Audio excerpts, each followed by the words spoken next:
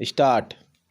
अध्यक्ष महोदय, भारत संसार के सभी देशों के साथ शांति और मैत्री की नीति का अनुसरण करता रहा है और ऐसे अवसरों पर जब भी यह आशा हुई कि हम शांति स्थापना के हेतु कुछ कर सकते हैं, हमारे देश ने जिम्मेदारियों को उठाने में कोई संकोच नहीं किया।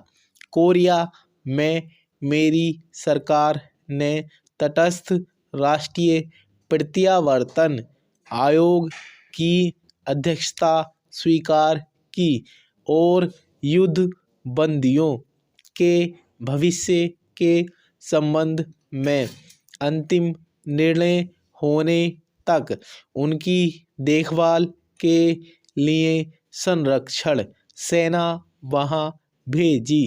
दुर्भाग्यवश विराम संधि समझौते में सुझाई गई पद्धति के अनुसार कार्यवाही नहीं की जा सकी, जिसके कारण एक कठिन स्थिति पैदा हो गई।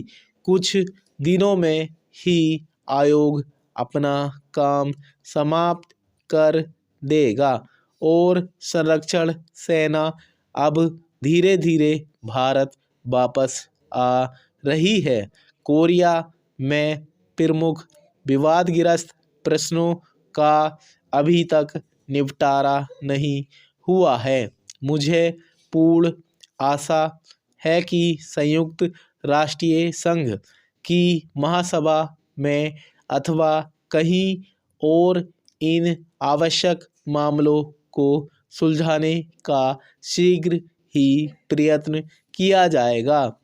आप सबकी ओर से और अपनी ओर से मैं कोरिया में तटस्थ राष्ट्रीय प्रत्यावर्तन आयोग में अपने प्रतिनिधियों और संरक्षण सेना के अधिकारियों तथा सिपाहियों की इस बात के लिए प्रशंसा करना चाहूँगा कि उन्होंने एक कठिन और नाजुक काम को बड़ी योग्यता तथा निष्पक्षता के साथ निभाया। चेंज। विदेशों से भारत के संबंध मैत्रीपूर्ण बने रहे हैं, यद्यपि कभी कभी गलतफहमियां पैदा हो जाती हैं। इस समय मेरी सरकार के प्रतिनिधि चीनी गणतंत्र की सरकार से तिब्बत के संबंध में सामान्य हित के विभिन्न मामलों पर बातचीत कर रहे हैं।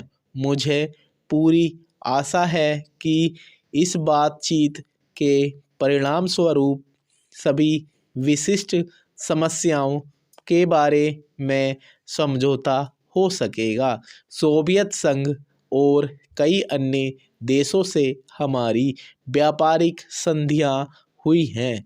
पिछले वर्ष हमारे प्रधानमंत्री पाकिस्तान के प्रधानमंत्री